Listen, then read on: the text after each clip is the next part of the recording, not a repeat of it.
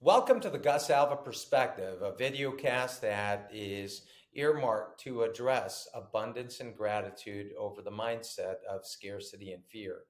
We're oftentimes mired by, disabling messages that get propagated on a regular basis of negativity. And oftentimes we look for different traits that we might be able to latch onto. What I'd like to touch on today, a topic that is near and dear, and probably one of the most important aspects of people that I oftentimes gravitate towards, is the theme of loyalty. What I'd like to touch on, though, however, is that loyalty can have some important salient issues, but it can also have drawbacks. And it's always important to take a look at a point and counterpoint to any and all topics. So let's take a look at what exactly loyalty entails. We oftentimes look for attributes in people that ultimately attract us towards them or make us think of a greater sense of consideration for them.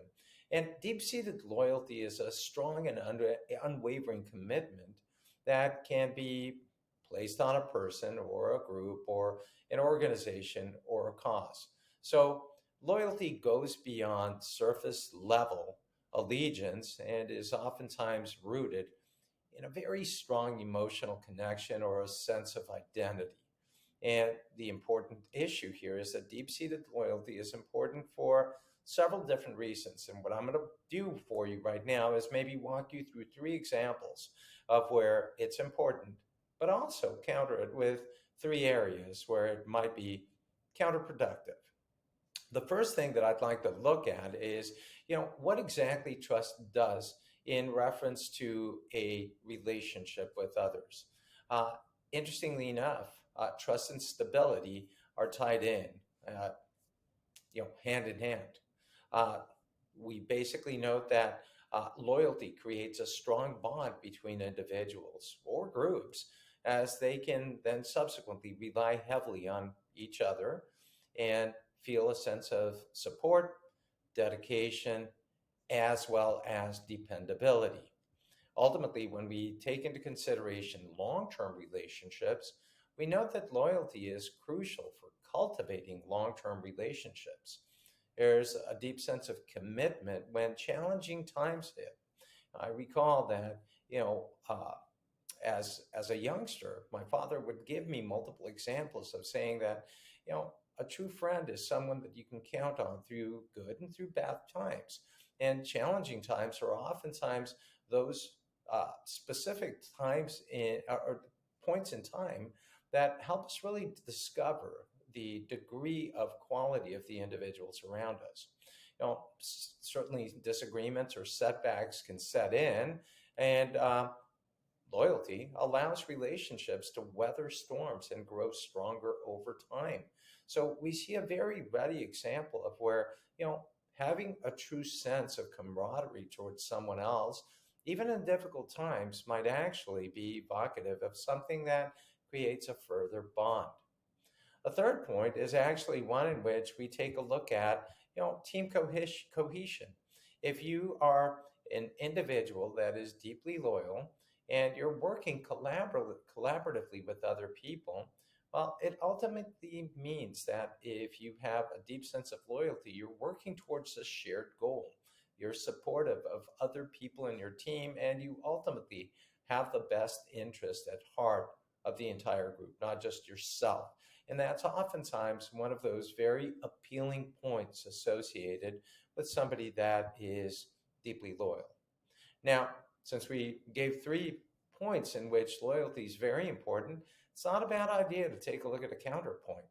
It turns out that blind allegiance towards others evokes the potential to overlook or ignore potential flaws, and this might lead towards mistakes or bad behavior.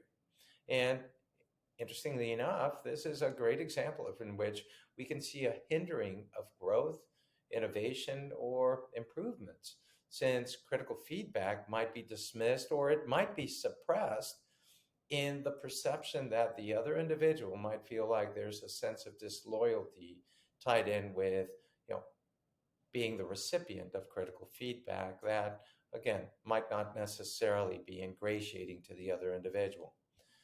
Unfortunately, when we see somebody that is deeply loyal, they may also be somewhat resistant to change.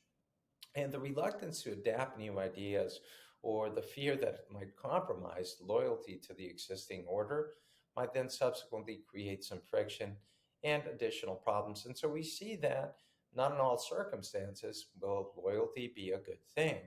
The last thing is that point that I was addressing earlier, and the theme in which I oftentimes will initiate these videocasts, and that is perspective. In this case, it would be limited. By narrowing perspective and failing to consider the possibility of counterpoints or different possibilities, we basically note that this might be evocative of particular problems. So this reminds us then that it's important to strike a balance between a deep sense of loyalty and that of critical thinking. Deep seated loyalty is certainly beneficial in fostering trust, stability, and long term relationships. And in reality, this is probably one of the most important traits that I personally cherish in others. But keep in mind that loyalty should also be tempered with independent thinking and open mindedness. And thus, gratitude and abundance is that mindset that allows for the opportunity to weigh in specific thoughts, but to have a counter thought associated with it. That flexibility will ultimately help us garner additional benefit across all circumstances and across whatever travails come our way. I thank you for joining us on the Gus Alva Perspective for this particular topic on the theme of loyalty.